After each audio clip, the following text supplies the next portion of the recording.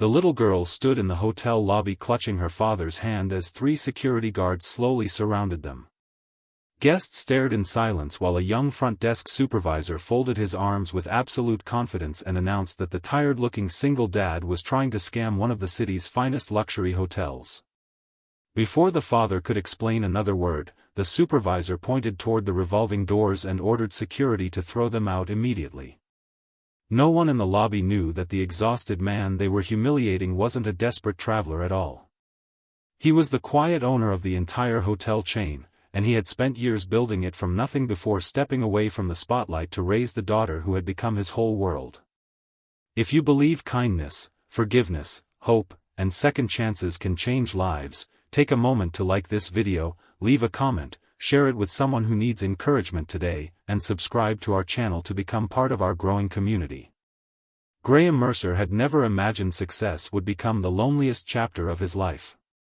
Years earlier, he had founded the Mercer Grand Collection with a simple dream of creating hotels where every guest, regardless of appearance or background, would be treated with dignity. Every employee handbook carried the same sentence on the first page. Respect comes before luxury. Graham believed marble floors, crystal chandeliers, and expensive suites meant nothing if people forgot how to care for another human being. His wife, Eleanor, had believed in that dream just as deeply, but everything changed when illness took her far too soon.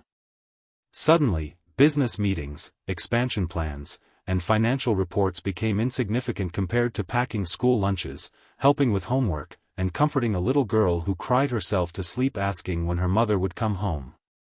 Graham quietly stepped away from daily operations. He appointed experienced executives to oversee the growing company while he devoted himself to raising his daughter, Nora. The board encouraged him to remain the public face of the brand, but he declined almost every interview and rarely attended corporate events. As the years passed, many newer employees had never seen him. Some assumed he was retired. Others believed he had sold the company. Graham never corrected the rumors because he preferred being known simply as Nora's father. Nora grew into a bright, thoughtful 11-year-old whose kindness reminded Graham so much of her mother that it often caught him by surprise. She noticed lonely classmates, thanked janitors by name, and insisted on carrying extra snacks in her backpack in case someone forgot lunch. Graham often wondered whether he was raising her or whether she was quietly teaching him how to keep his own heart open after so much loss. One sunny Saturday morning during the school break, Graham suggested an adventure. Instead of announcing another executive inspection, he invited Nora to spend the day visiting one of the company's flagship hotels in a neighboring city. He wanted her to see the dream that had once consumed his life and to understand why treating people with kindness mattered more than wealth. He deliberately wore simple jeans, an old jacket, and comfortable sneakers. Nora wore a denim dress and carried the faded backpack she loved. They looked like any ordinary father and daughter traveling on a modest budget. The Mercer Grand stood proudly at the center of downtown, sunlight reflecting from its tall glass windows. Fresh flowers decorated the entrance, and guests drifted through the lobby pulling polished suitcases behind them. Everything looked beautiful, but Graham believed the true measure of excellence would always be found in the way employees treated people when no one important seemed to be watching. As they approached the reception desk, Nora smiled warmly at the young supervisor standing behind the polished counter. His name tag read Preston Hale. He wore an expensive watch and perfectly tailored uniform, and his confident posture suggested he considered himself one of the hotel's rising stars. Graham politely explained that he had a reservation under the Mercer family account and asked if they could check in before exploring the property together. Preston barely glanced at the computer before looking back at Graham with open skepticism. His eyes traveled over the worn jacket, the inexpensive shoes, and Nora's weathered backpack. He asked for identification with an impatient tone. Graham handed over his driver's license. For several seconds Preston stared at the name. Instead of recognizing it, he laughed softly as though he had discovered an obvious lie. He remarked that plenty of people claimed famous names hoping to receive special treatment. Graham calmly explained that the reservation should already be listed through corporate records. Preston dismissed the explanation before even checking thoroughly. Nearby employees watched nervously while guests quietly observed the growing tension. Nora squeezed her father's hand, sensing something was wrong but trusting him completely. Graham remained calm because he wanted to see how the situation would unfold naturally. Preston declared that the reservation did not exist, accused Graham of attempting to exploit the hotel's name, and insisted that respectable guests did not arrive looking the way he did. His words landed harder than he realized. Graham had spent years teaching Nora that dignity could never be measured by clothing, yet now she was witnessing someone doing exactly that. Nora looked up at her father with confused eyes. She asked quietly whether they had done something wrong. Graham smiled gently and assured her they had done nothing wrong at all. He reminded her that people sometimes make unfair assumptions, but those assumptions reveal more about the person making them than the person receiving them. Instead of calming the situation, Preston interpreted Graham's composure as arrogance. He called for security and announced loudly that they needed to remove the disruptive pair before they disturbed paying customers. The words echoed through the elegant lobby, causing conversations to stop. Guests stared while security officers approached with hesitant expressions. One older housekeeper standing nearby lowered her head in visible discomfort. She had worked for the company nearly 20 years and remembered seeing Graham once at a staff appreciation event long ago. Age had added gray hair and lines to his face, but there was something familiar about his quiet smile. She wasn't completely certain, yet her heart urged caution. Before security touched anyone, she respectfully asked Preston whether perhaps they should contact the general manager first. Preston dismissed her suggestion, insisting he was fully authorized to handle obvious fraud. Nora's eyes filled with tears, not because she feared being removed but because she could not understand why people were treating her father so harshly. Graham knelt beside her and gently wiped away a tear before reminding her of something Eleanor used to say. Kindness is easiest when everything goes well. Character appears when everything goes wrong. Those simple words reached several guests standing nearby. One elderly couple exchanged disappointed glances. A businessman quietly recorded part of the incident on his phone, troubled by the treatment unfolding in front of him. Just as security prepared to escort them outside, the hotel's general manager, Meredith Collins, stepped out of an elevator after finishing a meeting upstairs. She immediately sensed unusual tension in the lobby. Her eyes settled on Graham, and within seconds every trace of color disappeared from her face. Years earlier, Graham had personally interviewed Meredith before promoting her into leadership. She would never forget the mentor who taught her that every guest deserved compassion before profit. Without hesitation, Meredith hurried across the marble floor and greeted Graham with genuine warmth and deep respect. The entire lobby fell silent as she apologized sincerely for keeping him waiting and asked why no one had escorted him to the executive suite reserved for his family. Preston's confident expression dissolved instantly.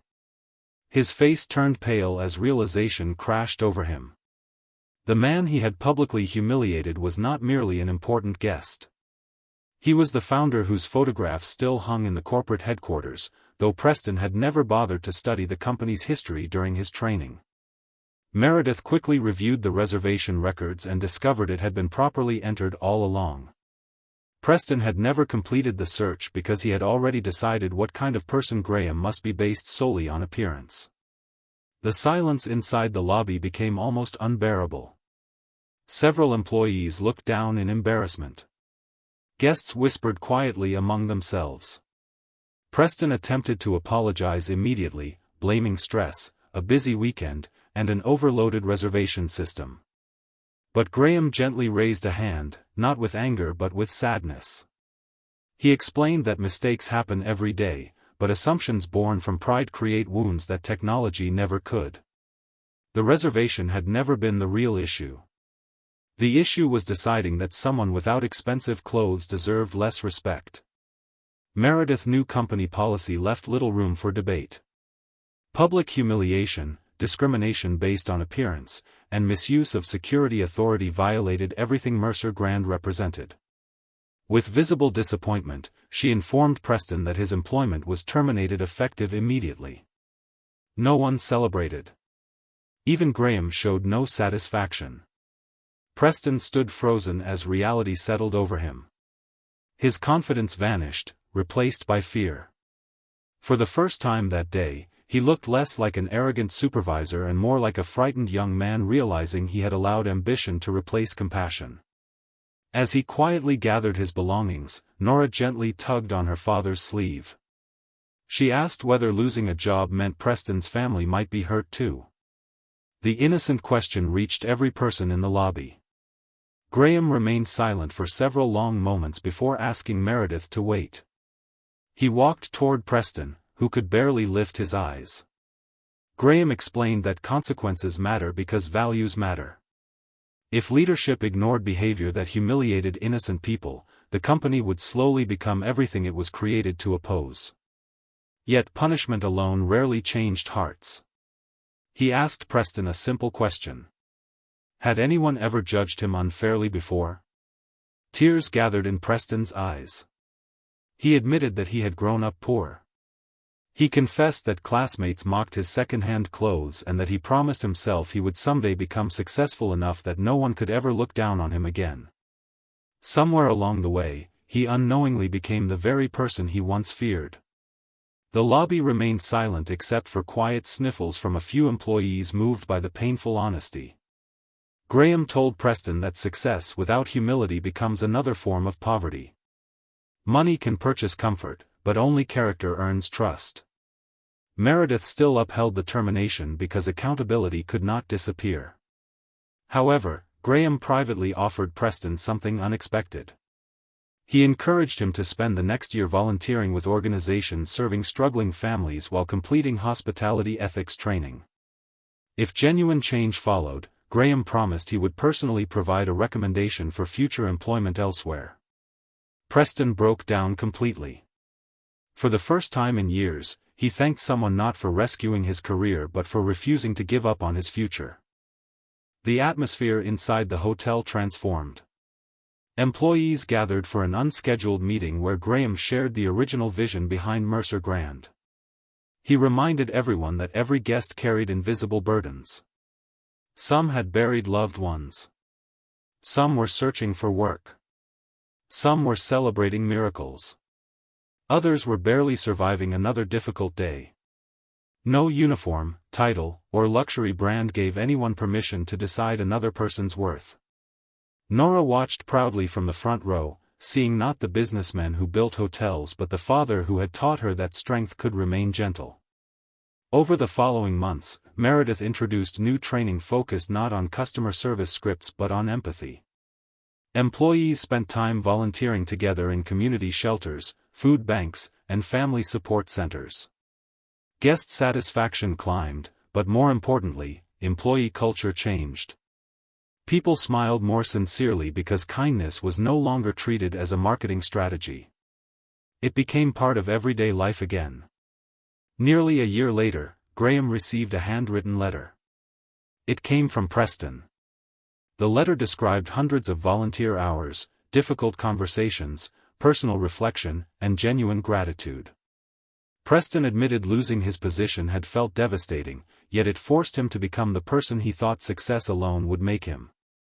He no longer measured people by clothing, cars, or status because he had learned that dignity belongs equally to every human being. Graham smiled quietly before writing the recommendation he had promised. Some lessons begin with embarrassment. Some begin with loss. The most powerful ones begin when pride finally gives way to compassion. Before we finish this story, tell us in the comments, have you ever been judged unfairly because of your appearance, or have you witnessed someone being treated with unexpected kindness that restored your faith in people? As Graham and Nora left the hotel that afternoon under bright sunshine, they paused outside the entrance where guests now greeted employees with warmer smiles than before. The building itself had not changed. The marble floors, elegant suites, and polished windows looked exactly the same. What had changed were the hearts inside. Graham looked at his daughter, and she slipped her hand into his with the same quiet confidence she always had. In that simple moment, he realized the greatest legacy he would ever leave behind would never be the hotels bearing his family name. It would be the kindness his daughter carried into a world that desperately needed more of it, proving that compassion always outshines wealth, forgiveness is stronger than pride, and true greatness is measured by the way we treat people when we believe no one important is watching. If this story touched your heart, please like this video, leave a meaningful comment, share it with someone who needs hope today, and subscribe to our channel so you never miss another emotional journey. May we all remember that every stranger deserves dignity, every mistake can become a lesson, and every act of kindness has the power to change a life forever.